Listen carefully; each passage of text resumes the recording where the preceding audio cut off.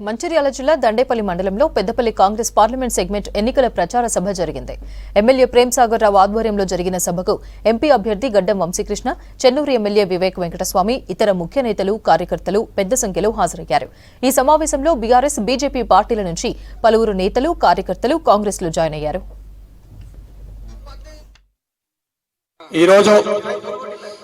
మీ అందరి మీద నమ్మకంతో ఈ దండపల్లి మండల్ నా సొంత మండల్, ఈ అక్కా చెల్లెళ్ళు, పెద్దమ్మలు, అన్నదమ్ములు, రైతు సోదరులు, ప్రత్యేకంగా యువకులు, ప్రజాప్రతినిధులు, కాంగ్రెస్ ప్రతినిధులు మీ అందరి మీద నమ్మకంతో అక్కడ చాలా సందర్భాల్లో నాకు వచ్చిన మెజార్టీ కంటే ఎక్కువ ఇస్తామని చెప్పి 1,00,000 మెజార్టీ ఇస్తామని చెప్పడం జరిగింది. మిమ్మల్ని అందరూ నమ్ముకొని ఇచ్చిన ఇంతవరకు ఏ మాట కూడా పోలేనది.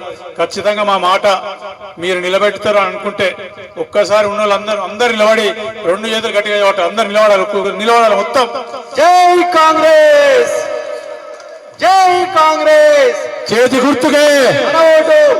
మొదటిగా కాకా వెంకటస్వామి గారిని గుర్తు చేసుకోవాలి. ఎందుకంటే మన పెద్దపల్లి ప్రాంతానికి కాకా గారికి 70 ఏళ్ల అనుబంధం ఉన్నది.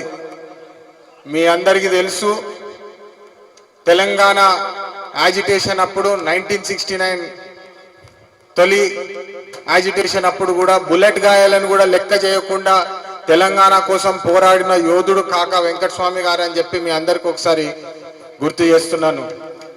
ఎందుకంటే గత 10 సంవత్సరాల్లో తెలంగాణ వస్తే మన జీవితం మారిపోతుంది, మన బతుకులు మారిపోతాయని ఏదైతే మనం అందరం నమ్మి చూసినామో మోసపోయిన మనం గత 10 సంవత్సరాలు అని చెప్పి ఇవాళ మనకు తెలుస్తుంది.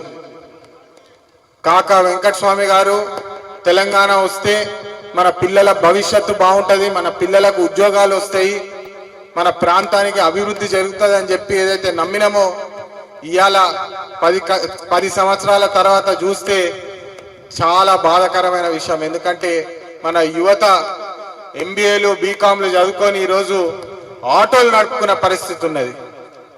ఇది ఎంత బాధాకరమైన విషయమో నాకు తెలుసు.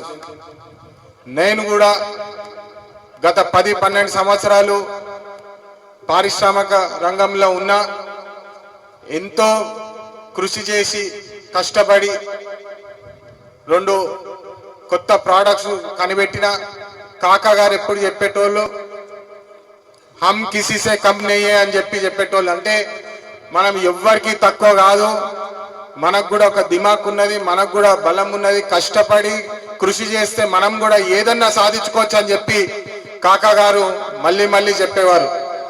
నాకు యువతని ఎట్లా ప్రోత్సహించాలా, యువతని మంచి బాటలో ఎట్లా పెట్టాలా అనేది గత 10 సంవత్సరాల్లో నేర్చుకున్నాను.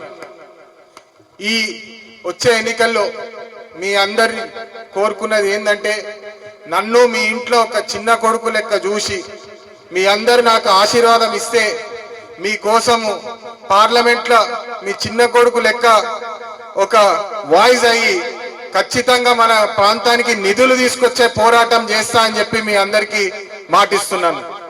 ఈ ప్రాంతంలో మన గూడెం లిఫ్ట్ ఇరిగేషన్ ప్రాజెక్ట్ ఏదైతే ఉందో గత 10 సంవత్సరాల్లో అనేక ఇబ్బందులు పడి సాగునీటి సమస్య వచ్చింది మన ప్రాంతంలో అని చెప్పి మీ అందరికి తెలిసిన విషయమే. ఈ సమస్య మీద నేను బాధ్యత తీసుకొని మన ప్రియతమ ప్రేమ్ సాగర్ రావు గారి ఆదేశాలతోటి ఖచ్చితంగా దాని మీద పనిచేసి మన భూమిలో సాగునీటి మంచిగా వచ్చేటట్టు చూస్తామని చెప్పి నా బాధ్యత పరంగా చెప్తున్నా మీ అందరికీ. అదే విధంగా ఇక్కడ యువకులు చాలా మంది ఉన్నారు, కానీ వాళ్ళకు ఉద్యోగాలు లేవు. తెలంగాణ రాష్ట్రం ఏర్పడిన తర్వాత ఇంటింటికి ఒక ఉద్యోగం అని చెప్పినప్పుడు కేసీఆర్ గారు మాట ఇచ్చినారు. డబుల్ బెడ్రూమ్లు అని చెప్పి మన మీద ఎగతాళి చేసినాడు. మీ ఇంటికి అల్లుడు వస్తే ఎక్కడ ఉంటుంది, మేకు వస్తే ఎక్కడ ఉంటుంది అని చెప్పి జోకులు కొట్టినాడు మన మీద. కానీ ఇప్పుడు చూస్తే 10 సంవత్సరాల తర్వాత మనం అందరము గుర్తు చేసుకునేది ఇందిరమ్మ ఇల్లులే. అవునా కాదా అమ్మా?